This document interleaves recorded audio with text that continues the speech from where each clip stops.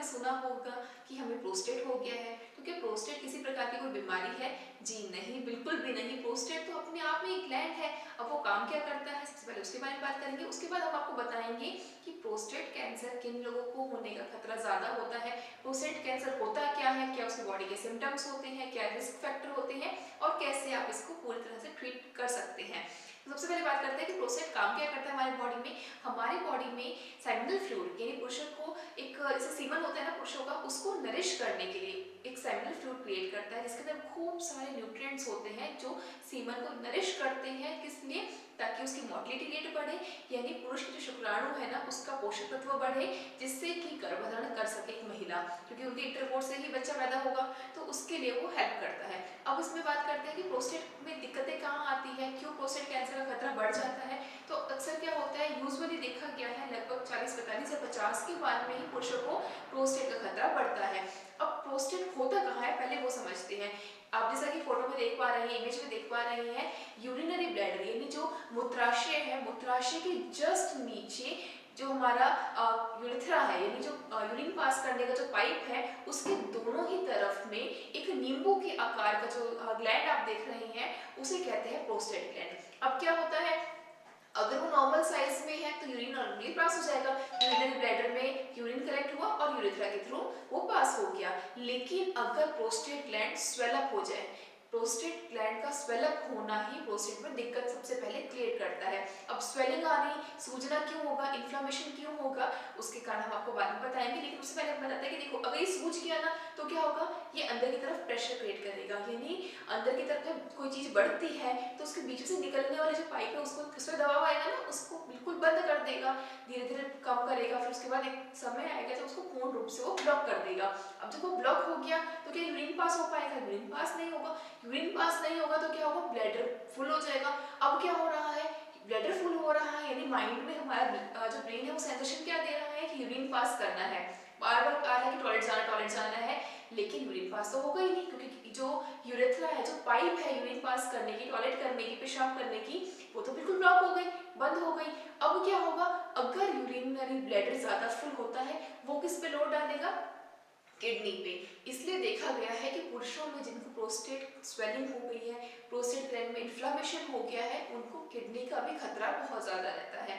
अब body symptom कैसे show करेगी, जो प्रोस्टेट, अब बताया था ना आपको, प्रोस्टेट अगर सूज गया है, स्वेलअप हो गया, तो जो यूरेथ्रा है, जो पाइप है, उसको ब्लॉक करेगी, यानी उसको बंद करेगी। तो पहला सिम्टम क्या होगा, पेशाब का रुक रुक कर आना, पेशाब का फ्रीक्वेंसी बार बार होना, क्योंकि एक बार आप जाके बैठ रहे हो सीट पे तो क्या होगा, पेशाब खुल के नहीं आएगा, कुछ ड्रॉप्स आएगी, फिर बंद हो जाएगा। लेकिन थोड़ी देर होगी, फिर सेंसेशन फील होगा, फिर फीलिंग आएगी, अरे क्योंकि ब्लैडर तो भरा हुआ है, यूरिनरी ब्लैडर जो मूत्राशय तो भरा हुआ है, वो खाली तो नहीं हुआ। यानी इसका सिम्टम क्या हुआ, एक तो बार बार फ्रिक्वेंटली यूरिन पास करना, दूसरा पेशाब का खुलकर ना आना। तीसरा सिम्टम होता है कि यूरिन के साथ में ना कई बार देखा गया है कि ब्लड के कुछ ड्रॉप्स भी इसमें देखे जाते हैं, तो ये भी इसका सिम्टम है। इसके अलावा बहुत ज्यादा पेन होना, लोअर एब्डोमिनल में, पेट के निचले भाग में बहुत ज्यादा दर्द होना, ये भी इसका कोई कॉमन सिम्टम है। इसी के साथ ही ना यूरिन की जो फ्रीक्वेंसी होती है, जैसे हम लोग कंट्रोल कर पाते हैं ना, कई बार होता है कि कहीं ऐसी जगह पे बैठे हैं और यूरिन पास करना है, लेकिन कुछ समय के लिए हम कंट्रोल कर देते हैं, लेकिन जो कंट्रोल की एबिलिटी है ना, वो भी धीरे धीरे खत्म हो जाती है अगर आपको प्रोस्टेट ग्लैंड में कैंसर हो गया है तो यूरिन का कंट्रोल ना कर पाना। अच्छा, अभी एक्यूट लेवल पे है ना, सिर्फ प्रोस्टेट में है तो यही दिक्कत होगी। अगर अब ये क्रोनिक हो गया है, यानी जब जिसे थर्ड फोर्थ स्टेज होता है, जब वो बॉडी के उस पार्ट से निकल के अदर पार्ट्स को भी इफेक्ट कर रहा होता है, उस समय देखा गया है कि बोन्स में भी बहुत ज्यादा पेन हो रहा है, जॉइंट पेन में, जॉइंट बोन्स में, और स्पेशली जो बैक की बोन है, जो रीढ़ की हड्डी में दर्द होता है ना, वो भी बहुत एक्सट्रीम हो जाता है। और जो कॉमन सिम्टम है कैंसर के, वो कौन से होते हैं, जो आपको हमेशा हम अपनी वीडियो में बताते हैं ना, पहला एपिटाइट का कम होना, यानी भूख बिल्कुल कम लगना, भूख कम लगती है, उससे क्या होता है, कमजोरी भी आती है, वीकनेस भी आती है और वेट लूज भी होता है, फीवर आता है। ये बहुत ही कॉमन सिम्टम है। अगर ये सारे सिम्टम्स आपको शो हो रहे हैं, आपकी बॉडी में आपको लग रहा है, तो आपको क्या करना है, इस हेल्पलाइन नंबर पे कांटेक्ट करना है, आप हमें व्हाट्सअप कर सकते हैं, अदरवाइज कमेंट्स में भी आप हमसे प्रश्न पूछ सकते हैं। तो ये तो सारे थे सिम्टम्स। अच्छा, अब ये होता ही क्यों है, प्रोस्टेट अगर कैंसर हो रहा है, प्रोस्टेट ग्लैंड में इन्फ्लेमेशन हो रहा है, कुछ भी दिक्कतें बढ़ रही है, हो ही क्यों रहा है, अगर ये पता चल जाए तो हो सकता है ना कि प्रोस्टेट कैंसर को होने से रोक दे।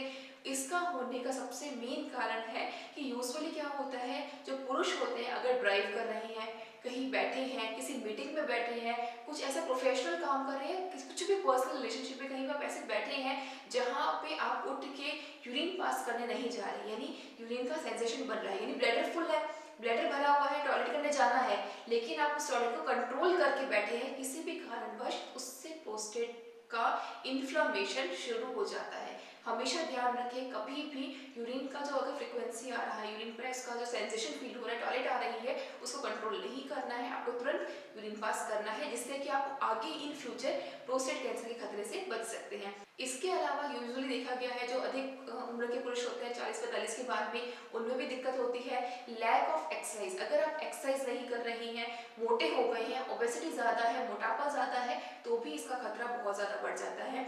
और एक विशेष कारण देखा गया है जेनेटिक डिसऑर्डर, यानी आपके घर में किसी को भी, यानी आपके माता पिता को, दादा दादी नाना नानी को, जैसे जेनेटिक कैंसर पे हमने कई सारी डेडिकेटेड वीडियो बनाई है, आप आई बटन पे क्लिक करके देख सकते हैं।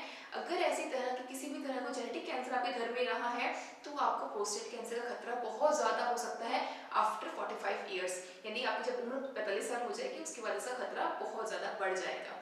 अब बात करते हैं कि इससे बचना कैसे है। इससे बचने के लिए क्या करना है, आपको अच्छा खाना है, हेल्दी लाइफस्टाइल जीना है, एक्सरसाइज करना है, ओबेसिटी नहीं होनी चाहिए, मोटापा बिल्कुल नहीं होना चाहिए, मोटापा ना हो उसके लिए करना है, दिनचर्या के सूत्रों का पालन करना है। अब आप अपने दिनचर्या के सूत्र क्या होते हैं, इसके लिए भी हम बहुत ही जल्दी आपको डेडिकेटेड वीडियो बनाकर देंगे कि किस तरह से आपको एक अच्छा सा रूटीन फॉलो करना है, अच्छी डाइट लेनी है।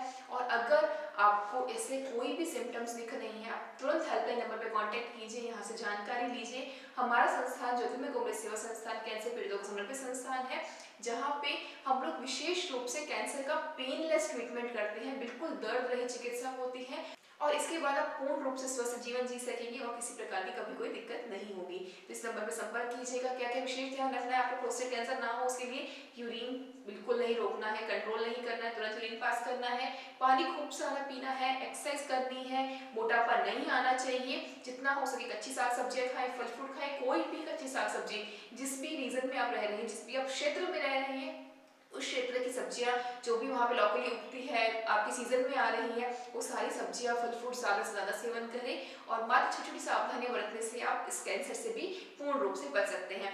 आशा करती हूँ कि वीडियो आपको अच्छा लगा होगा। अगर वीडियो अच्छा लगा हो तो अधिक से अधिक शेयर कीजिएगा, जिससे कि कभी भी वृद्धावस्था में आने के बाद में किसी भी पुरुष को कोई भी प्रोस्टेट कैंसर का खतरा ना हो। धन्यवाद दोस्तों। जय गौ माता, वंदे मातरम।